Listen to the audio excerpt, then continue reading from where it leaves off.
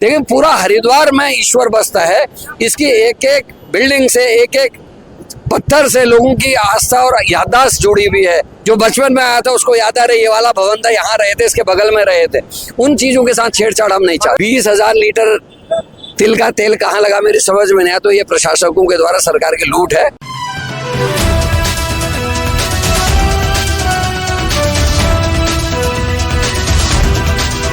BJP आरोप लगा रही है कि कांग्रेस और व्यापार संघ के साथी विकास नहीं चाहते, लेकिन हकीकत इसके विपरीत है। एक बड़ा षड्यंत्र यहाँ चल रहा है जिसमें लाखों व्यापारियों को बेरोजगार बनाया जाएगा और जो हमारी धर्म नगरी है, जो सनातन धर्म का प्रतीक के रूप में आप मानते हैं हरिद्वार को, एक पहचान है। जहाँ माँ गंगा यहाँ से गुजरती हैं, वहीं हर जी का मतलब भगवान शिव का ये स्थान है। नरसिंह भगवान जी की जन्मस्थली मानी जाती है। वहीं मनसा देवी माँ और चंडिका माई यहाँ हैं। विभिन्न देवी देवताओं का निवास यहाँ होता है।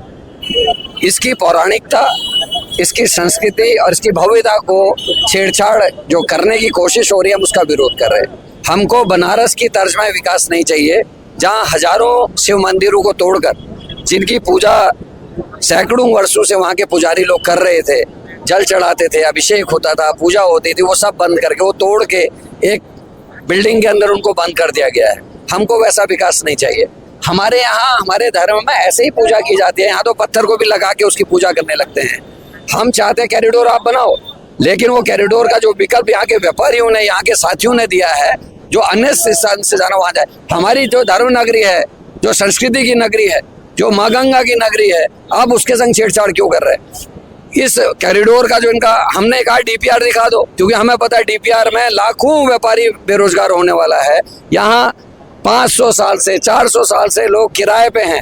उनका क्या होगा? उनको मुआवजा किस हिसाब से मिलेगा? उनके परिवार, उनका सब कुछ उसी पर निर्भर है। तो ये सारी दिक्कतें हैं जिसको देख के हम लोग इसका विरोध कर रहे हैं। और जब यहाँ के स्थानीय विधायक जो बीजेपी के हैं, उन्होंने भी कहा कि हम विकल्प पे काम करेंगे, लेकिन आज सरकार सुन नहीं रही है। तो ये बताना होगा विधायक जी को कि वो सही बोल रहे थे कि सरकार सही बोल रही है, वो व्यापारियों के संग है या सरकार के संग है। जब विकल्प है, एक उदाहरण दे रहा हूँ, हॉकी के जादूगर माने जाते थे ध्यानचंद जी, उनका स्टेडियम तो का नाम जो है आपने मोदी रख दिया। कोई विकास नहीं है। मोदी जी के नाम से दूसरा स्टेडियम बनाते, हम कहते अच्छा क्या, एक और स्टेडियम मिल गया, विकास हो गया। लेकिन आप बनी बनाई चीजों को क्यों तोड़े? इसको ऐसे रखे ना आप कि हमारे देश में जो पुराने पौराणिक मंदिर हैं, उनकी धरोहरें हैं, उनका संरक्षण किया जाता है। ये अगर मंदिर नहीं भी है, जहाँ मंदिर है वो तो है ही, लेकिन पूरा हरिद्वार में ईश्वर बसता है। इसकी एक एक बिल्डिंग से, एक एक पत्थर से लोगों की आस्था और याददाश्त जुड़ी हुई है। जो बचपन में आया था उसको याद आ रही, ये वाला भवन था, यहाँ रहे थे, इसके बगल में रहे थे। उन चीजों के साथ छेड़छाड़ हम नहीं चाहते। देखिए, अगर राजनीतिक विरोध होता तो पहले दिन से नहीं होता, आज ही आता। मैं पहले दिन से, जिस दिन कॉरिडोर की बात हो रही, उस दिन से व्यापार मंडल के साथियों ने यहाँ आह्वान किया था, उसमें भी था। मैं खुद सनातन धर्म का व्यक्ति हूँ। मैंने इसी हरिद्वार से केदारनाथ तक की पदयात्रा भी की थी और मेरे लिए ये आस्था का सवाल है। राजनीतिक होता तो मैं कांग्रेस के तर्ज पे इसको करता, लेकिन इसमें हमने सबका सहयोग लिया है। देखिए, ये उनका अपना विवेक है और ये अभी पहला फेज, अभी दूसरे तीसरे फेज पे हम उनको भी आमंत्रित करेंगे। यहाँ मुझे आमंत्रित किया था तो मैं आया हूँ। मुझे तो नहीं लग रहा, क्योंकि 7 जगहों पे अलग अलग व्यापार मंडलों ने जो है स्वागत किया है। ऐसा कुछ नहीं है, सबका अपना कारोबार का समय है। उसके बाद भी अच्छी संख्या में लोग थे। राजनीतिक रूप से जो हमारी तैयारियां हम पूरा कर रहे हैं, बीजेपी लगातार इलेक्शंस को टाल रही है और उसके पीछे रीजंस हैं बहुत सारे। और जिस तरीके से प्रशासकों के द्वारा लूट बचाई जा रही है, आप ही के यहाँ दीप महोत्सव मनाया गया, 70 लाख रुपए से ज्यादा का खर्चा दिए खरीदने और तिल का तेल खरीदने में कर दिया। आपके साथ जानकारी में 50 लाख का तिल का तेल खरीदा गया। यहाँ 2.5 लाख दिए खरीदे गए। जो दिया आप और मैं दिवाली में 1 रुपए का खरीदते हैं, 2.5 रुपए की लागत से दिया खरीदा गया। जो बत्ती 10 पैसे की मिलती है, उसको 2.5 रुपए के हिसाब से बत्तियां खरीदी गई।